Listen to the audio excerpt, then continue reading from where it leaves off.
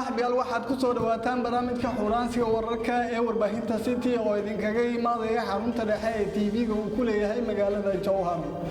barnaamijka waxa idinla socodsiinaya anigoo Raaga Xasan Cumar ah. qodobada aad ku maqli doontaan waxa qayb ka noqonaya kulan looga hadlayay amniga gobolka Hiiraan oo lagu qabtay magaalada Beledweyne.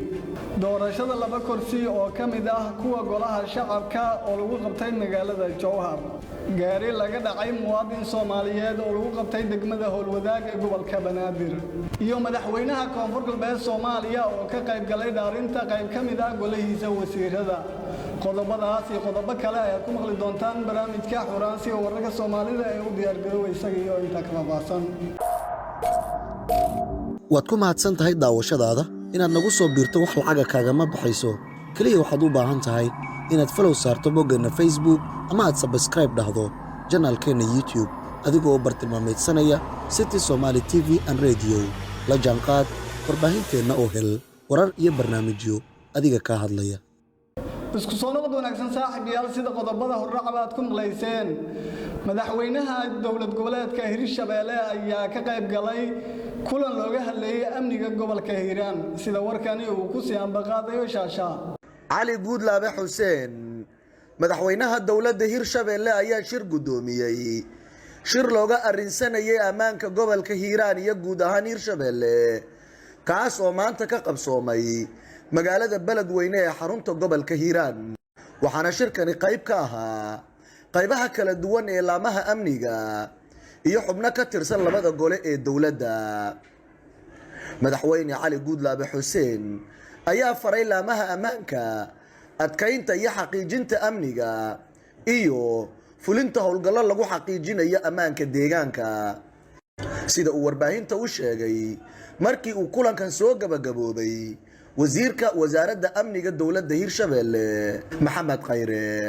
maanta oo taariikhdu tahay 7 bisha Febraayo 2022 waxa magaalada Beledweyne ka dhacay shirka amniga dowlad goboleedka Hirshabelle oo shir gudoominaya madaxweynaha Hirshabelle Mudane Ali Guudlaabe Xuseen.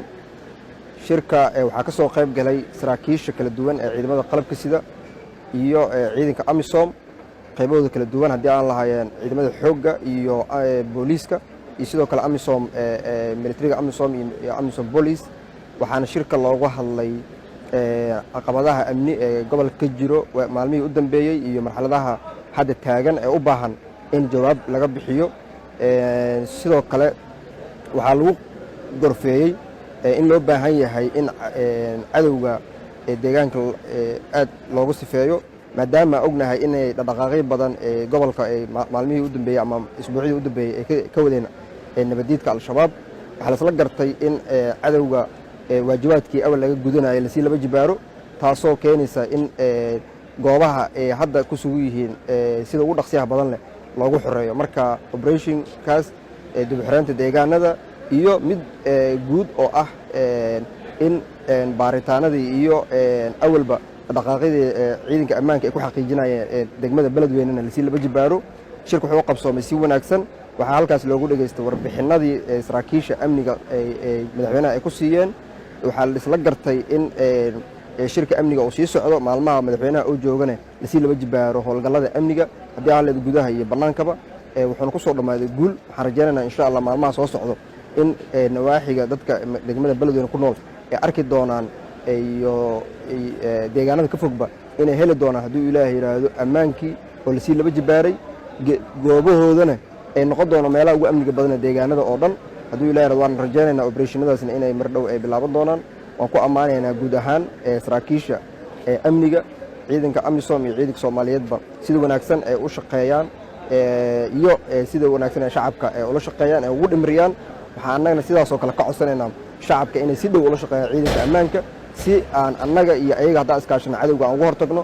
waxaan leeyahay shacabka Soomaaliyeed iyo gaar ahaan shacabka degmada Beledweyne iyo guud ahaan gobolka Hiiraanba iyo guud ahaan reer Hirshabelle isku duubnaada cadowga aan iska dhicinno ciidanka amniga la shaqeeya wada shaqeynteena ayaa ammaankeena ku jira. meelaha amni ka jirin nabad iyo nolol kama jiri doonto. nolol haddaan u baahannahay waa inaan nabad helnaa. nabad haddaan weyn nolol ma heli doono. marka waxaan leeyahay amniga aan ka wada shaqeyno. kulankan amniga looga arinsanaya ee Beledweyne ka dhacay ee uu shir gudoomiyay madaxweyne Ali Guudlaabe Xuseen ayaa qayb ka noqonaya howlaha lagu xaqiijinayo amniga hirshabelle. cabdishakuur shaashaa, warbaahinta city. gaari laga dhacay muwaadin Soomaaliyeed ayaa waxaa qabtay taliska booliiska degmada Howlwadaag ee gobolka Banaadir sida warkani ay ku sii ambaqaadaysa Muna Cabdiraxmaan. taliska booliiska degmada Howlwadaag ee gobolka Banaadir ayaa gacanta ku dhigay gaarigan oo ah gaari uu lahaa mid ka mid ah dadka ku dhaqan magaalada Muqdisho xilli uu ku sugnaa degmada Waaberi. ciidanka booliiska degmada Howlwadaag ee gobolka Banaadir ayaa dadaal dheer kadib waxa ay ku qabteen suuqa weyn ee Bakaaraha ee degmadaasi si loogu celiyo muwaadinkii lahaa.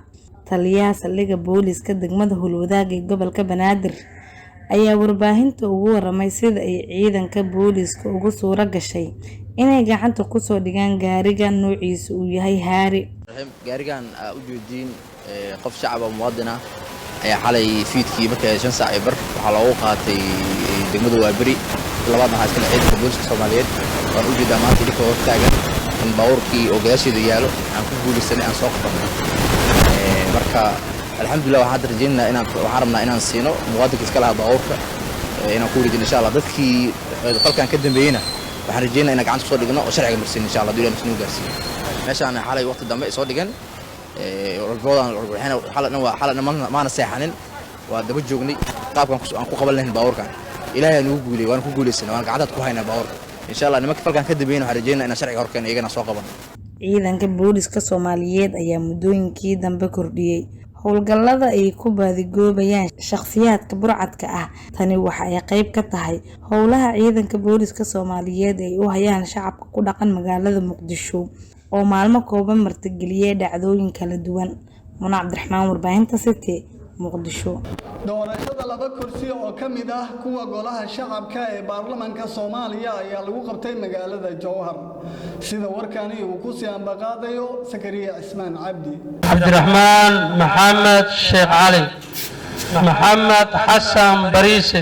kuraasta kale ah hoob eber 70 iyo hoob eber 15 ayaa doorashadooda lagu qabtay magaalada Jowhar ee xarunta dowlad goboleedka Hirshabelle. kursiga tirsigiisu yahay hoob eber 70 ayaa ugu horaantii guddiga qabteen doorashadiisa iyadoona ay u tartameen laba musharax oo kala ahaa Cabdiraxmaan Maxamed Sheekh iyo Maxamuud Cali Bariise. tartanka kadib musharax Cabdiraxmaan Maxamed Sheekh ayaa ku guuleystay hoob eber 70 xubinnimada golaha shacabka baarlamaanka Soomaaliya isagoona helay 71 cod halka musharaxii la tartamay Maxamuud Cali Bariise uu helay 14 cod waxaa halaaway 13 cod. wadarta guud ee soo xaadirtana waa 98 qof sida uu ku dhawaaqay gudoomiyaha guddiga doorashooyinka Hirshabelle. codaytana waxay u dhacday sidaan Maxamuud Xasan Bariise wuxuu helay 14 cod. musharaxa labaad Cabdiraxmaan Maxamed Sheekh wuxuu helay 71 cod. codadka halaabay waa 3. codadka halaabay waa 13 cod. wadarta waa 85 codadka saxda ah. sidaa ayay ku dhamaatay codaantii. waxaa ku gud 11 oo nambarkiisu yahay eber 7 eber musharax Cabdiraxmaan Maxamed Sheekh. dhinaca kale guddiga maamulka Hirshabelle State ayaa qabtay tartanka kursiga tirsigiisu yahay hoob 115. musharaxiinta ku tartantay waxay kala ahaayeen musharax Cali Maxamed Cumar iyo musharax Mulki Cabdullaahi Islaaw ayaa ka tanaasulay tartanka doorashada. musharax Cali Maxamed Cumar ayaa loo qaaday codka kalsoonida ee ergada oo ay soo xaadirtay 87 ergo waxaana uu helay 86 cod halka hal qof uu codkiisa diiday. sidaa darteedna natiijada hordhaca ah waxaa ku soo baxay kursiga tirsigiisu yahay hoob 115 Cali Maxamed Cumar sida uu mar kale sheegay gudoomiyaha guddiga doorashooyinka Hirshabelle. ergada soo xaadirtay waxay hayday 87. waxaa codkooda haa ku siiyey musharax ex xildhibaan Cali Maxamed Cumar 86 ergey ayaa haa ugu codeeyey.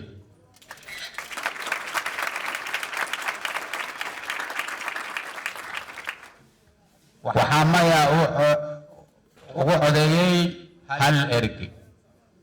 wadarta guud sidaa ayay 87 ugu codeey noqonaysaa tiradu. kursiga nambarkiisu yahay 115 baarlamaanka 11aad waxaa mar labaad ku guuleysay ex xildhibaan علي محمد عمر. زكريا عثمان عبد الزكي الصومالي warbaahinta city. madaxweynaha koonfur galbeed Soomaaliya ayaa ka qayb galay kulan lagu dhaarinayay qaar ka mid ah golihiisa wasiirada sida warkani uu ku sii ambaqaadayo Abshir Cabdi. bismillaahi raxmaani raxiim. waxaa igu wallaahi ah igu billaahi ah igu tallaahi ah aqalka madaxtooyada dowlad goboleedka koonfur galbeed Soomaaliya ayaa lagu dhaaray wasaaradaha kalluumeysiga iyo deegaanada dowlad goboleedkaasi ee dhawaan uu magacaabay madaxweynaha maamulkaasi oo ay ku jirto danta dalka iyo diinta dhowraayana dastuurka iyo shuruucda kale ee u degsan dowlad goboleedka koonfur galbeed Soomaaliya. وبالله التوفيق. مدحوينها دولة قبلات كونفور قلبات عبد العزيز حسن محمد لفدقرين ayaa ka qayb galay munaasabada lagu dhaarinayay madaxweynaha maamulkaasi. Lafdaqareen ayaa wasiirada kula dardaarmay inay bulshada maamulkaasi ugu shaqeyso si cadaalad ah.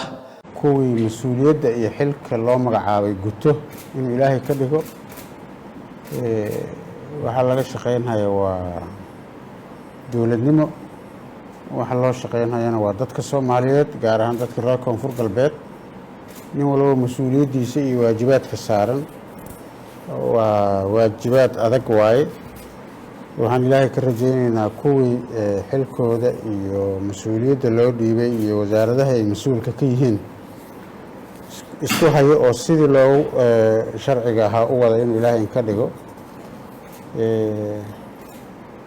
annagana dowlad ahaan aadan ugu faraxsanahay inaad maanta ka soo qayb gashaan xukuumadda inkastoo dad soo shaqeeyay aad tihiin. wasiir Fanax 4 sano hore wuxuu ahaa wasiir xukuumadda koonfur galbeed. 3 sanana wuxuu ku jiray nasasho haddana wuu soo noqday. runtii nin wanaag badan lagu ogyahay dadka reer koonfur galbeedna ay aad u jecel yihiin iyo ahaa. xilka iska meerto oo maalinba nin yaa la tijaabinayaa laakiin waa nin aad loogu faraxsan yahay. Abshir Cabdi Abshiraysi warbaahinta city. duqa Muqdisho ayaa sheegay in dhibaatada ugu badan ee gobolkaasi haysata ay tahay maandooriyaha sida warkani ay magaalada Muqdisho inooga soo dirtay Muna Cabdiraxmaan. maandooriyaha ayaa dhaliya amni darrada. gudoomiyaha gobolka Banaadir ahna duqa magaalada Muqdisho Cumar Maxamuud Maxamed Cumar Filish oo ka hadlay dhibaatada ka jirta magaalada inay sabab u tahay maandooriyaha oo aan dhalinyarta laga wacyigelin. kulankan oo ahaa mid ay isugu yimaadeen qaybaha kala duwan ee bulshada degmooyinka gobolka Banaadir ayaa looga hadlayay sidii waalidiinta Soomaaliyeed ee ku sugan magaalada ay ugu qayb qaadan lahaayeen xaslinta magaalada. yacni waxyaabaha ugu khatarsan ee bulshadeena soo wajaha waxay tahay maandooriyaha iyo amni darrada. maandooriyaha ayaa dhaliya amni darrada. sidaa darteed haddii maandooriyaha aan la dagaalano ka wacyigelinno bulshadeenna iyo da'yarta waxaan aaminsannahay in amni darradu ay ka baxayso meesha. marka waxaan rabnaa bulsho nadiif ah, bulsho da'yarteedu wax baratay, bulsho magaaladeedu ay tahay magaalo dhisan oo horu martay oo leh kaabayaashii dhaqaalaha dhammaan horu martay leh shaqo abuur ayaan doonaynaa. halkaasaan u soconnaa. haddii markaa da'yartii shaqada loo abuurayay, da'yartii tacliintooda lagu dadaalayay, da'yartii la horumarin lahaa ay ku mashquulaan yacni maandooriyaha iyo daroogada, yay tahay cidda dalkan yacni mustaqbalkiisa ka shaqaynaysa, yay tahay cidda dalkan iska leh ee ayada yacni dadkeennan yacni waayeelka ama waaweyn kala wareegaysa dalka ee sii horumarinaysa. Marka khatarahaasaan ayaan aragnay, sidaas ay nala noqotay inaan fariintaas gaarsiino dhalinyarada waa u dhiibnaa caawa. Allahumma ballaqtu waaye, yacni baratan iyo tartan ayaa looga fadhiyaa inuu ka qabsoomo degmooyinka. Ana Cabdiraxmaan, warbaahinta City, Muqdisho. kulan looga hadlayay colaadaha ka jira degmada Xeraale ee gobolka Galgaduud ayaa waxa uu ka dhacay magaalada caasimadda u ah gobolkaasi ee Dhuusamareeb. ka jawaabidda baqyada kala duwan ee ka kala imaanaya odayaasha dhaqanka ee deegaanada ay ka socdaan dagaal beeleedyada ayaa kulan looga hadlayay waxa lagu qabtay magaalada Dhuusamareeb ee caasimadda Galmudug. kulankan ayaa waxa isugu yimaaday xildhibaano heer federaal iyo heer dowlad goboleed Galmudug iyo xubno kale, waxaana loogu hadlay sidii looga hortagi lahaa dhibaatada ka dhalata dagaaladaasi. odayaasha deegaanka hore ayay ugu baaqeen inay ka shaqeeyaan sidii loo kala qaadi lahaa xoolo dhaqatada ku dagaalamaya halkaasi. ilooba waxaana wax ka sii foolxun bay maalin walbaba imaanaysaa markii colaadu timaado, laakiin wada deganaanshihiin waa wax fiican. qofka balanbal ka yimid markuu gurceel maanta u soo adeeg tago, qofka gurceel ka yimidna markuu balanbal u soo adeeg tago, wax ka fiican ma jirto. marka runtii walaalayaal waxaan idinku baaqaynaa, haddaad leedihiin culimaadudiin, haddaad leedihiin waxgarad, haddaad leedihiin ururo bulsho oo kala duwan, dumar, dhalinyaro, in colaada la joojiyo. iscafiya, ilaahayna ka baqa. dagaal dan maahan, deegaan kuma dhaqmo, danna kuma dhaqmo, ilmana kuma dhashaan. waxaa ku dhinta walaal, waxaa ku dhaanfa walaal, waxaa ku dhaawan walaal, waxaa dhimana waa walaal. waxaa keenaya daaqa iyo reeguuraaga iyo dadka reemiga hadba dhinac u ordayo u yaacaya bay ka dhalanaysaa dhibaatadan. in xal aynu ka gaarno waara, dadkaani ay dad walaalaha wax la isugu daro, deegaanka ay wadaagaan, wada noolaadaan, inta deeqdataa iyadaa wey. waa in ammaanka dadka la sugaa. marka waxaan isku dayeynaa inaan kala shaqeyno dowladda Galmudug sidii ciidanka isaga ah ciidan loo kala dhexdhigi lahaa iskaga soo horjeeda, sidii loo ilaalin lahaa amniga iyo nabadgelyada deegaanka iyo dadka, si loo wada hadlo ay fursad u helaan dadku ay ku wada hadli karaan, odayaasha dhaqankuna ay u talin karaan. waxaan ka codsanaynaa odayaasha dhaqanka ee deegaanada ka soo jeeda inaanay dagaalka hormuud ka noqon. Zikriya Cusman Cabdizaki Soomaali, warbaahinta City. golaha wakiilada Somaliland ayaa soo saaray go'aamo wax looga qabanayo abaaraha ka jira Somaliland, sida warkaani ay ku sii ambaqaadayso Muna Cabdiraxmaan. Golaha wakiilada Somaliland ayaa ku dhawaaqay go'aan ku aadan abaaraha ka jira deegaanada Somaliland oo xilligan dadka shacabka halkaasi ku sugan ay ku wajahayaan nolol aan wanaagsanayn. kulan ay isugu tageen guddiga gurmadka abaaraha gobolada Somaliland ayaa looga hadlay xaaladaha abaareed ee halkaasi ka taagan, waxayna sheegeen in deegaanada qaarkood ay dadka ku dhow yihiin inay isaga barakacaan. gudoomiyaha golaha wakiilada Somaliland ayaa warbaahinta ugu warbixiyay go'aankii ka soo baxay golaha kulankii ay yeesheen oo looga hadlayay arrimo dhowr ah. golaha wakiilada Jamhuuriyadda Somaliland iyagoo gudanaya waajibkooda dastuuriga ah iyo xilka ka saaran dadkooda markii ay qiimeeyaan xaaladaha abaareed ee dalka ka taagan ee maalinta ka dambaysa ka soo daraya, waxaa golahu yeeshay fadhi lagaga hadlayo xaaladda abaareed ee dalka, waxayna ka soo saareen qodobadan. qodobka koowaad, golahu wuxuu wasaaradda diinta iyo awqaafta u soo jeedinayaa inay farto imaamada masaajidada inay bilaabaan qunuud salaadaha faralka ah, sidaas si lamid ah ay iclaamiso salaad roobdoon ah oo laga qabto dhammaan gobolada dalka. waa qodobka koowaad. qodobka labaad, golahu wuxuu xukuumadda u soo jeedinayaa in la dardargeliyo howlaha gurmadka abaaraha, lana sameeyo qiimeyn joogto ah hadba heerka abaartu marayso dhammaan gobolada dalka. qodobka saddexaad, goluhu waxa uu ugu baaqayaa hay'adaha caalamiga ah bulshada caalamka iyo wadamada Soomaaliland saaxiibka la ah inay gurmad degdeg ah la soo gaaraan bulshada Soomaaliland ee ay saameysay abaarta baahsan ee ku habsatay dhammaan gobollada dalka. qodobka afraad goluhu waxa uu ganacsatada Soomaaliland iyo shirkadaha maalgashaday dalka ugu baaqayaa inay si laxaad looga qayb qaataan gurmadka abaaraha sida caadada u ahayd. qodobka shanaad goluhu wuxuu qurbo joogta Soomaaliland ugu baaqayaa inay qaybtooda ka qaataan gurmadka abaaraha hogaamiyaasha bulshada iyo wakiilada dibadduna doorkooda ay ka qaataan. qodobka lixaad goluhu wuxuu kaga qayb qaadanayaa gurmadka abaaraha qaadhaan dhan $50,000 oo u dhigantaa 425 milyan oo shilinka Soomaaliland ah. lixdaa qodob ayaa lagu soo ururiyey doodii aad shalay ka dhiibateen golaha. Muna Cabdiraxmaan, warbaahinta City. guud ahaan saaxiibayaal waxaa intaasi aan ku soo gabagabeynayaa barnaamijkii Xuraansiga wararka Soomaalida oo idinkaga imaadayay xarunta dhexe ee TV-ga uu ku leeyahay magaalada Jowhar. barnaamijka waxaa soo saaray Cumar Guux, raaga halkan idinkala socodsiinayay Sakariya Ismaan Cabdi ayaa dhanka kaamirada ka qaabeynayay farsamadii Cumar Guux. kulankiisa xiga nabadgelyo.